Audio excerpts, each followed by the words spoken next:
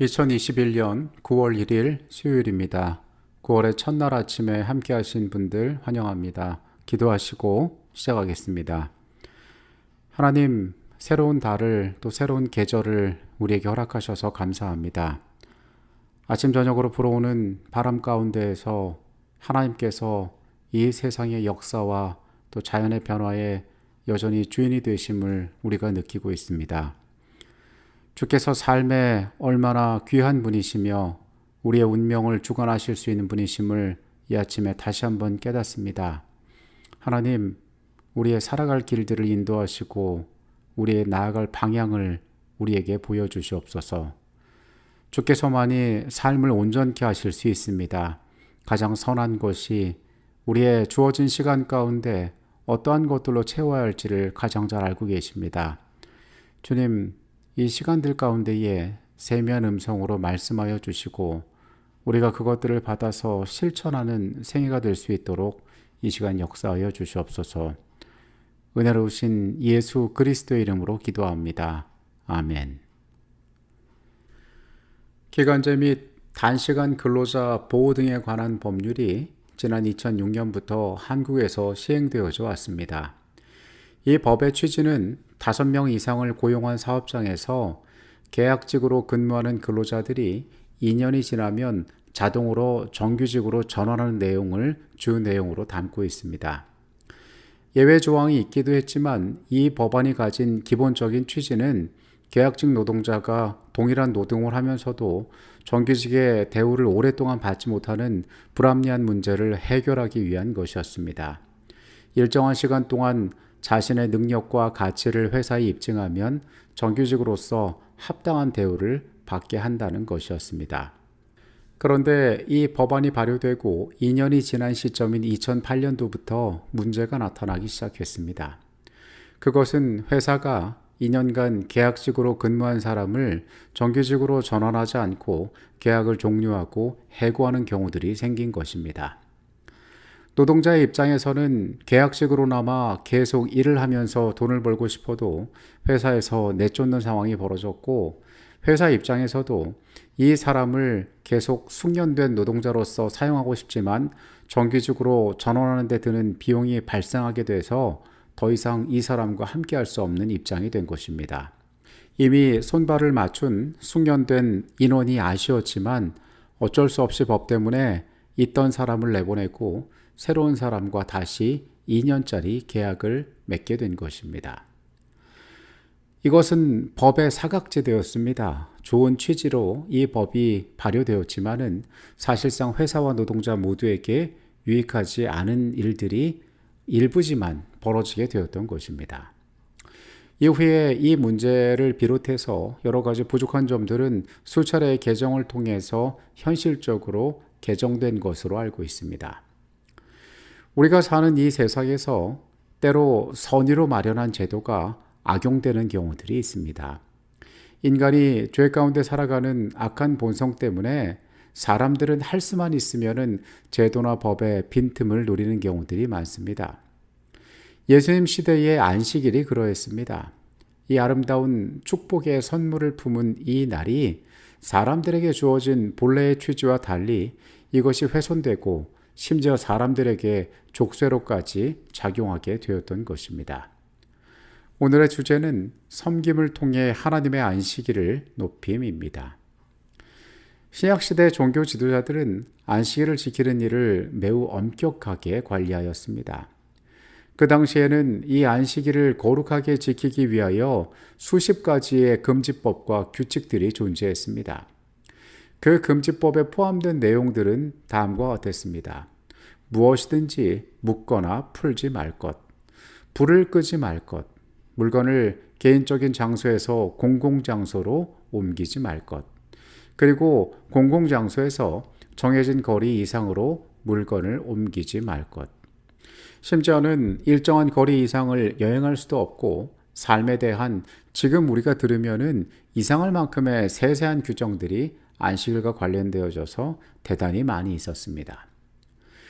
우리가 지금 이것을 들을 때에 이것이 안식일과 무슨 관련이 있는가라고 생각할 수도 있지만은 당시 이 유대의 역사 가운데 사람들이 율법을 분석하고 이 율법사들이 어떻게 하면 안식일을 잘 지킬 것인가 하는 그런 취직 가운데에서 이러한 규칙들이 생겨나게 되었습니다. 그러나 이 일들로 말미암아 그 시대에 사람들이 느끼고 있는, 사람들이 경험하고 있는 안식일은 그렇게 은혜롭지 못했던 것 같습니다. 이러한 분위기 가운데에서 예수께서 병자를 고치십니다. 요한복음 5장 7절에서 16절까지 있는 내용입니다.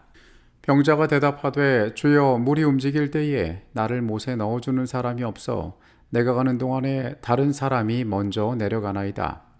예수께서 이르시되 일어나 내 자리를 들고 걸어가라 하시니 그 사람이 곧 나아서 자리를 들고 걸어가니라.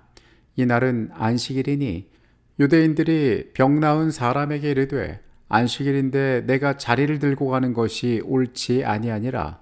대답하되 나를 낫게 한 그가 자리를 들고 걸어가라 하더라 하니 그들이 묻되 너에게 자리를 들고 걸어가라 한 사람이 누구냐 하되 고침을 받은 사람은 그가 누구인지 알지 못하니 이는 거기 사람이 많으므로 예수께서 이미 피하셨음이라. 그 후에 예수께서 성전에서 그 사람을 만나 이르시되 보라 내가 나았으니 더 심한 것이 생기지 않게 다시는 죄를 범하지 말라 하시니 그 사람이 유대인들에게 가서 자기를 고치는 예수라 하니라. 그러므로 안식일에 이러한 일을 행하신다 하여 유대인들이 예수를 박해하게 된지라.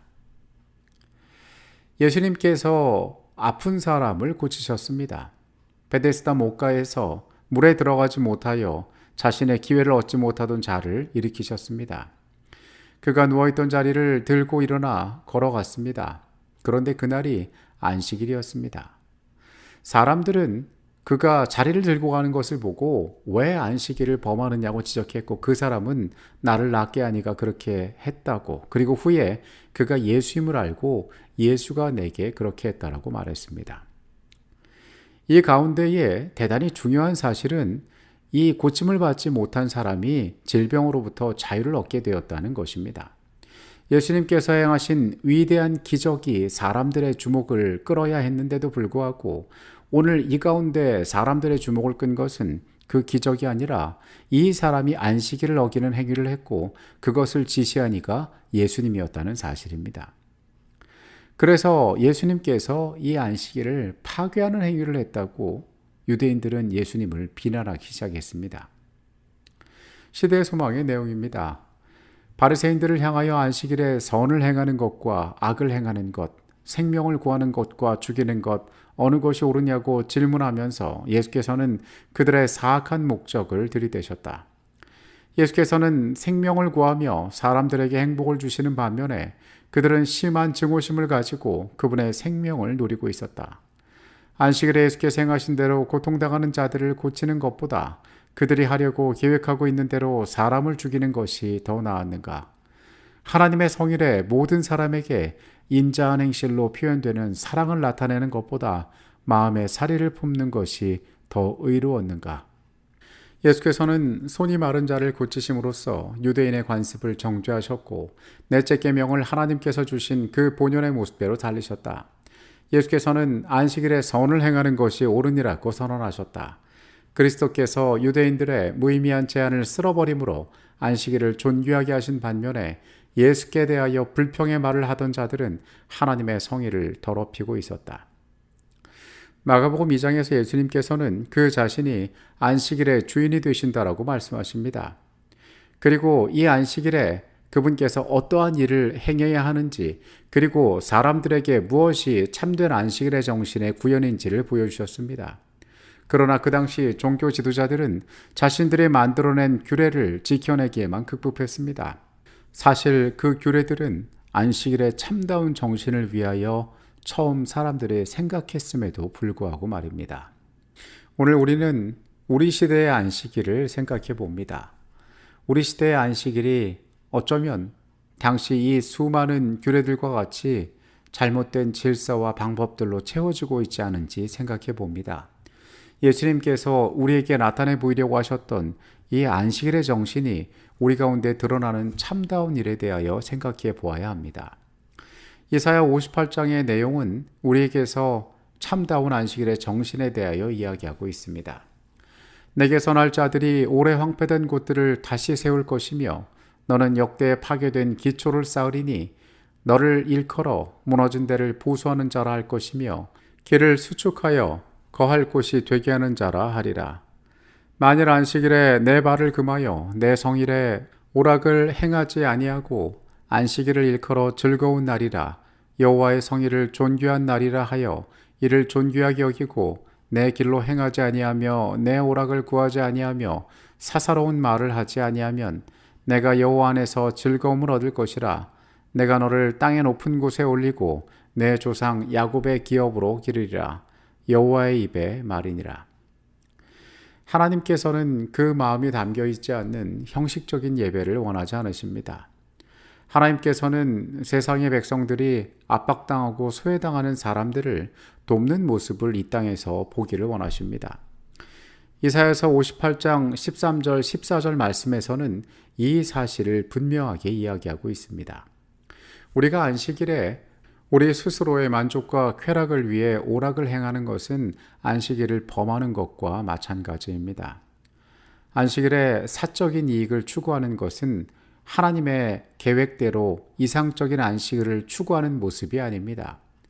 대신 우리는 이 안식일의 시간을 고통 중에 있는 자들, 매인 자들, 굶주리고 헐벗고 어둠 가운데 머물러 있는 자들, 그리고 이 땅에서 삶에 치이고 무시당하는 자들을 돌아보도록 부르심을 받았습니다. 우리는 다른 어떤 날보다 안식일에 우리 자신을 유익하게 하기 위한 것들로부터 벗어나서 다른 사람을 향한 이타적인 필요들을 채우기 위하여 세상과 만나야 합니다. 안식일을 그리스도의 창조와 구속의 능력의 표징으로 받아들이는 모든 사람에게 그날은 즐거운 날이 될 것이다. 그들은 그 속에서 그리스도를 보므로 그리스도 안에서 즐거워할 것이다. 안식일은 그들에게 구속하기에 능하신 그리스도의 권세의 증거로 창조 사업을 가리킨다. 안식일은 사람의 마음에 잃어버린 에덴의 평화를 상기하는 동시에 구주로 말미암아 회복된 평화에 대하여 말해준다. 우리는 예수님의 모본 가운데에서 안식일에 대한 참된 정신을 발견하고 오늘 우리가 살아가는 안식일의 모습을 되돌아봐야 할 것입니다. 그분께서는 참다운 정신을 보여주셨습니다. 사람의 방법과 질서, 맹목적인 그들의 순종이 아닌 하늘이 진정으로 원하는 안식일의 실천이 어떠한 것인지를 우리에게 알려주셨습니다. 우리는 안식일을 통하여 안식일의 올바른 행동들을 통하여 하나님과의 관계에 대해서 다시 한번 확인하고 기쁨을 누려야 합니다. 우리가 참으로 하나님의 백성이고 그분을 올바로 알고 있다면 우리 역시 우리가 행하는 안식일의 정신 가운데 참다운 기쁨을 맛볼 것이기 때문에 그렇습니다. 하나님께서 귀중히 보시는 것은 사랑의 봉사이다. 이것이 결여된 채 행하는 의식의 단순한 반복은 하나님께 대한 범죄이다. 안식일도 역시 그러하다. 안식일은 사람들로 하나님과 교통하도록 하기 위하여 제정되었다. 그러나 마음이 피곤한 의식에 골몰하여 있을 때에 안식일의 목적은 훼손되었다. 안식일을 단지 형식적으로 지키는 것은 헛수고였다. 안식일을 형식적으로 지키는 것은 헛수고였다라고 이야기합니다. 당시 유대 지도자들의 마음 가운데 있었던 것은 예수를 고소하고자 하는, 그리고 이 안식일 제도가 그들의 경건의 모양을 더 강화하기 위한, 사람들의 주목을 끌기 위한 변질된 순종이었음을 우리가 바라보게 됩니다. 오늘 여러분에게 안식일이 어떠한 날이 되고 계십니까? 제한이 많고 할 수 있는 것이 많지 않은 우울하고 재미없는 날이 되고 있지는 않습니까? 또 한켠에서 이 날이 가진 부담과 염려 때문에 우리의 삶이 제약받고 이 날의 참된 아름다움을 우리가 누리지 못하고 있지는 않습니까? 오늘 하나님께서 우리에게 알려주신 예수의 모본대로 우리의 삶이 이 날에 옳은 것들을 행하며 참다운 기쁨 가운데 거할 수 있도록 하나님 앞에 구하게 되시기를 바라겠습니다. 기도하시겠습니다. 거룩하신 아버지 하나님, 주께서 축복으로 주신 이날의 온전한 의미를 깨닫고 예수의 모본을 따라 우리가 안식일의 올바른 정신을 이 땅에서 드러내게 하여 주시옵소서. 그리하여 이 제도 가운데 우리에게 약속하신 축복이, 이 기쁨이 우리의 삶 가운데 항상 있게 하여 주시옵소서.